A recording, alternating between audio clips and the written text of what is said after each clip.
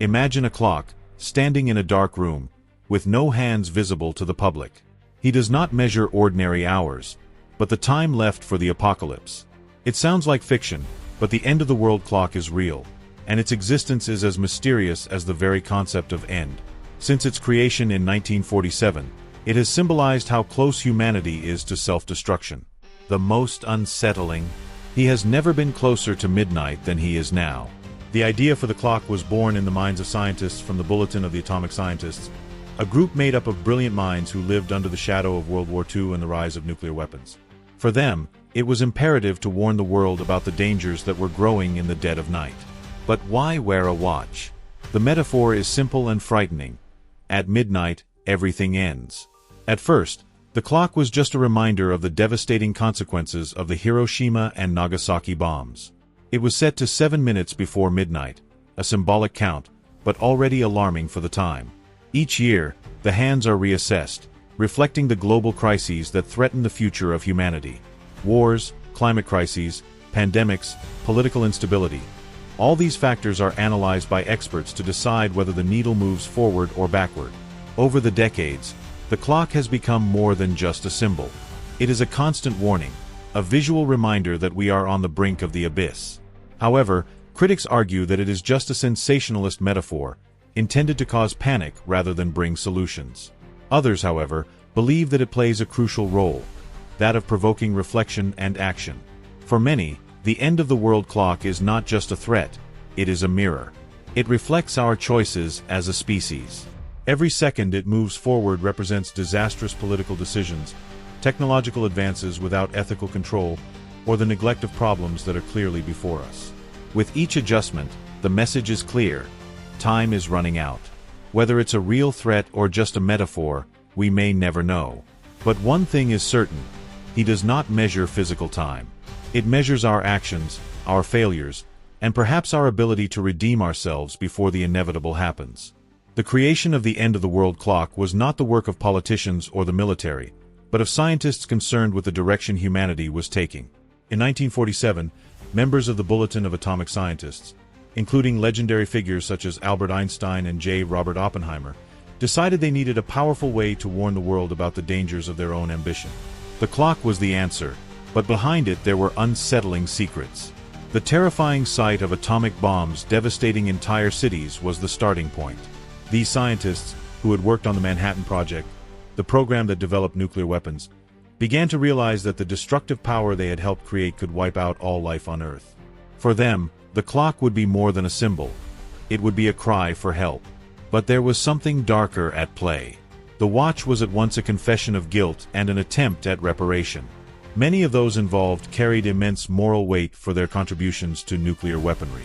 By creating the clock, they were, in a way, trying to prevent their legacy from becoming synonymous with total destruction. Did you know that the end-of-the-world clock is not set by machines, but by humans? Each year, a group of scientists, including physicists, climatologists, and international relations experts, meet to decide whether the hand should move forward or backward. They look at a range of global factors, from nuclear tensions to climate change. However, this process is not as transparent as it seems. The final decision is made behind closed doors, with intense debates about which events really pose a global threat. There are even those who question the impartiality of these decisions, suggesting that sometimes the hands are adjusted more to generate fear than to reflect reality. Behind the scenes of the end-of-the-world clock raises unsettling questions. Does it really reflect the dangers facing humanity, or is it a tool to manipulate public opinion? Some critics suggest that it is used as an instrument of political pressure, forcing leaders to act on the agenda of specific groups. Regardless, the creation of the clock reminds us that science and ethics don't always go hand in hand. It is a testimony that, often, the greatest danger to humanity comes not from external forces, but from our own choices and inventions. When you look at the end-of-the-world clock, you might think, who has the power to decide that we are close to the apocalypse? The answer is more complex than it seems. It's not just a matter of calculating numbers. It is an act of interpreting global signals that are not always obvious. The scientists of the Bulletin of the Atomic Scientists carefully observe global events. Nuclear crises, armed conflicts, climate disasters, pandemics, and even technological advances are factors considered. But how do these factors translate into minutes or seconds? For example, when the United States and the Soviet Union were on the brink of nuclear war in the 1980s, the hands moved forward. When the Paris Agreement was signed, promising global climate action, the hands receded. But it is important to remember, these decisions are not based on mathematical formulas. They depend on perceptions and interpretations. Despite all the scientific effort, there is an element of uncertainty that makes the clock even more unsettling. Scientists know they can't predict exactly when the end of the world will occur, but they try to create an alert based on the trends they observe. It's like being in a car speeding towards a cliff without knowing how close you are to the edge. This degree of uncertainty also generates criticism. Some people accuse scientists of exaggerating the dangers, while others think they underestimate the severity of certain events. In the end, the clock is as subjective as it is objective, a reflection of the collective anxieties of our time. In 2023, the clock was set to 90 seconds before midnight, the shortest distance in history. This was the result of a combination of factors: nuclear tensions between great powers, increasingly severe climate crises, and the COVID-19 pandemic, which revealed just how vulnerable humanity is. The question that remains is the clock just reflecting what we already know, or is it preparing us for something we don't want to see? It was 1962. The whole world held its breath while the United States and the Soviet Union were on the brink of nuclear war. The Cuban Missile Crisis was perhaps the most dangerous moment in modern history, when the end-of-the-world clock almost stopped at midnight. During 13 days of tension, nuclear missiles were positioned in Cuba, a few kilometers from U.S. territory. A wrong decision by either side could have started a war that would have devastated the planet. At that moment, the clock was a mute symbol, but the world knew. The apocalypse had never been closer. The hands of the clock moved rapidly during the crisis. It was impossible to ignore the global impact of nuclear war. Every decision made by leaders like John F. Kennedy and Nikita Khrushchev was like a game of chess, but with catastrophic consequences. The moment of greatest danger came when a Soviet submarine, surrounded by American ships, nearly launched a nuclear torpedo. Only the intervention of a sensible commander averted disaster. After the missile crisis, the clock turned back, but nuclear tensions never completely disappeared. Today, we still live under the shadow of this destructive power. The question is, have we learned something from the mistakes of the past, or are we destined to repeat them? In the past, the end-of-the-world clock moved forward mainly due to nuclear tensions. But times have changed, and the dangers that surround us have become more subtle, and perhaps even more lethal. Today, climate crises and pandemics play a central role in the race against the apocalypse. Imagine a future where oceans rise and swallow entire cities, where forests disappear into flames and millions of people struggle for clean water. That future, which seemed far away, is becoming frighteningly real. For the scientists who set the clock, climate is no longer a distant concern, but an emergency that advances at a rapid pace. In recent years, extreme events such as devastating hurricanes, record-breaking heat waves, and unprecedented wildfires have pushed the hands closer to midnight. Every climate catastrophe is a brutal reminder that our actions, or lack thereof, have real consequences. If the climate crisis is a visible threat, pandemics represent an almost invisible enemy. COVID-19 has been a global wake-up call, showing just how unprepared we are to deal with rapidly spreading diseases. Health systems collapsed, economies collapsed, and millions of lives were lost. While the end-of-the-world clock has advanced during the pandemic, it has not only reflected the impact of the virus, but also the fragility of our global infrastructure. The inability of many governments to coordinate effective responses has revealed a critical weakness in the struggle for humanity's survival. The scariest thing is that these crises rarely happen in isolation. A pandemic can aggravate climate problems and vice versa. For example, natural disasters can displace entire populations, increasing the risk of disease outbreaks. In addition, the destruction of natural habitats is paving the way for new pandemics, as humans come into contact with unknown viruses. Scientists tell us that there is still time to change, but each year of inaction brings us closer to a point of no return. The question is, will we hear the clock's warning before it's too late?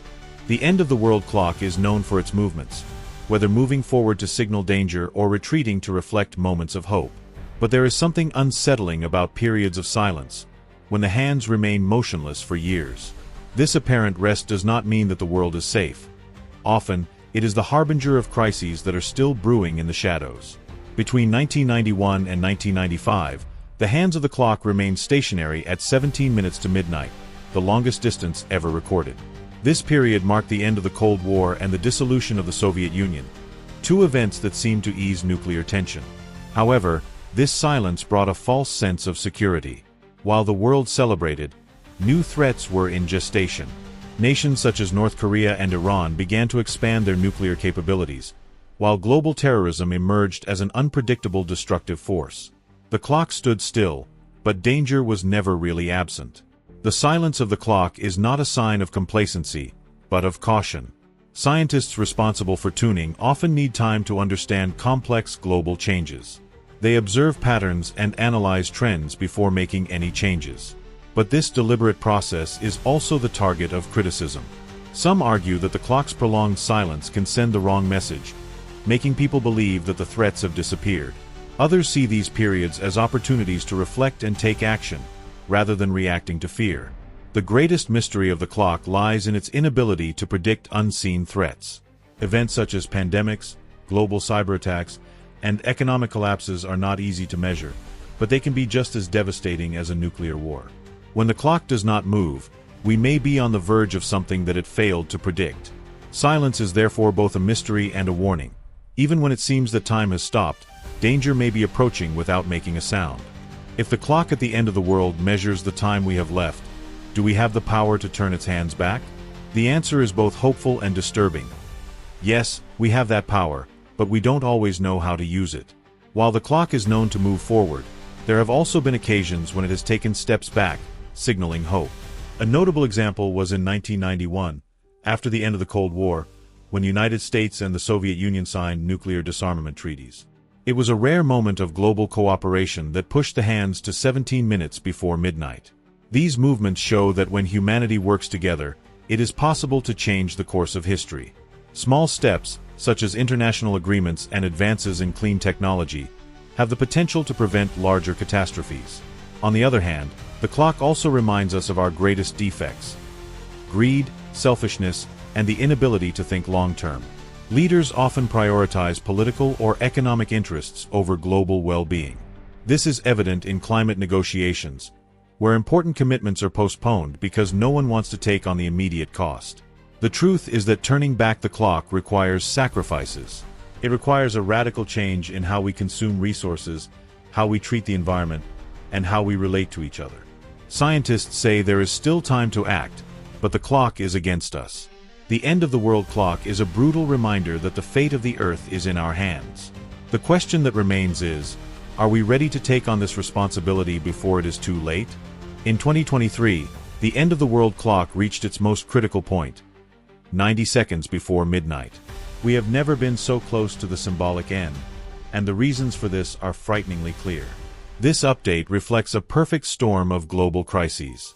Nuclear tensions between powers such as the United States, Russia, and China have reached new peaks, while the war in Ukraine has reignited the specter of a global conflict. At the same time, climate change continues to accelerate, and attempts to curb global warming have been insufficient. The decision to advance the hands was made after a year marked by extremes. Heat waves have killed thousands, floods have devastated entire countries, and the destruction of ecosystems has reached unprecedented levels. The 90-second interval seems short, but it carries enormous significance. Every second represents human decisions that can save us or condemn us. It is a symbolic countdown, but one that echoes in every choice we make as a society. Even at this critical juncture, scientists insist that there is still room for hope. They point out that technology and global cooperation can reverse dangerous trends, but only if there is political and social will. Every second is an opportunity to change course, but time is running out fast. While the end of the world clock is often associated with imminent catastrophes, it also has a surprising facet. It is a symbol of hope. This apparent contradiction is what makes it so powerful and unique. The main purpose of the clock was never to cause panic, but to provoke reflection. By showing how close we are to the end, he challenges us to act. Since its inception, scientists have used this symbol to draw the world's attention to problems we can fix before it's too late. When the hands retreat, it is a recognition that our actions have a positive impact. Disarmament treaties, advances in science, and international environmental protection agreements are concrete examples of how we can turn the tide.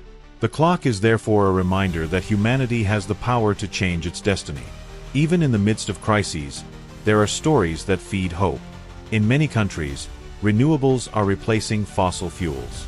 Reforestation initiatives are restoring ecosystems, and advances in medicine are helping us weather pandemics.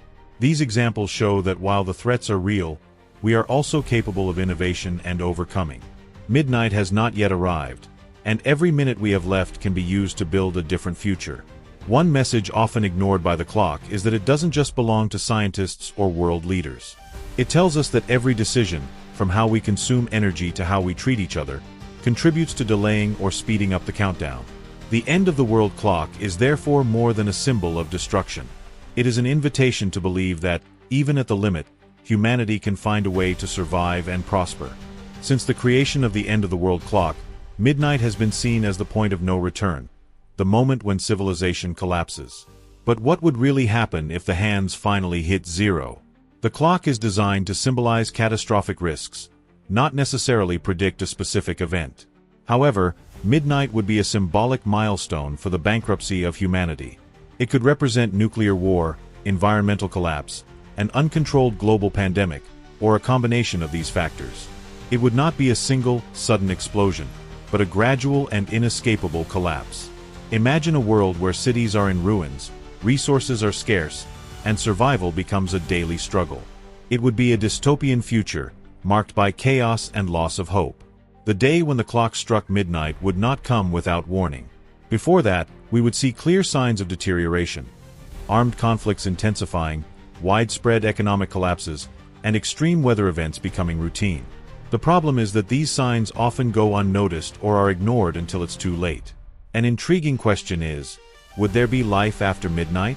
Some scientists believe that even in the midst of destruction, small groups of survivors could find ways to rebuild civilization. However, it would be a slow and painful process, marked by the memory of what was lost. Others are less optimistic, suggesting that midnight would be the true endpoint, an event that would mark the extinction of the human species. Whatever the scenario, the clock reminds us that the power to avert this fate is in our hands, but time is running out. And now, the question that remains is, what will you do with the time you have left? The end of the world clock is not just a grim warning, but an invitation to reflect on our choices and take action before it's too late. Every second that passes is an opportunity to change the course of history, and that responsibility lies not only with world leaders, but with each of us. Share this video with those you believe need to hear this message. Let's spread awareness and bring about the necessary changes before the hands advance further. Leave your comment. Do you believe there is still hope for humanity? Subscribe to the channel and activate the bell to continue following content that challenges you to think and act. Together, we can show that time is still on our side. But what will you do with it? The future is in our hands.